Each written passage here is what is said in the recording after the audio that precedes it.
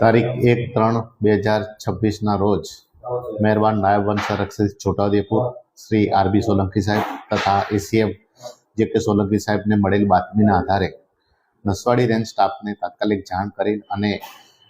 Karjan toll નાકા પાસેથી પસાર થનાર ખેરની ગાડી આવતા અમો એ ગાડીને અટક કરી તપાસ કરતા એના ઉપર ઘાસ નાખી નીચે ખેરનો માલ હોય જેની તપાસ કરતા એના પાસે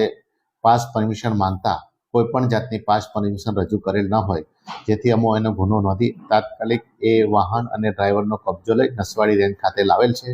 જે મુદ્દા માલની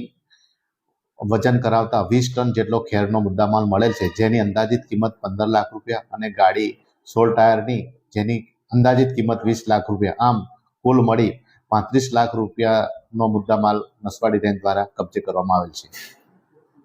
આરએફઓ નસવાડી આરજે વણકર.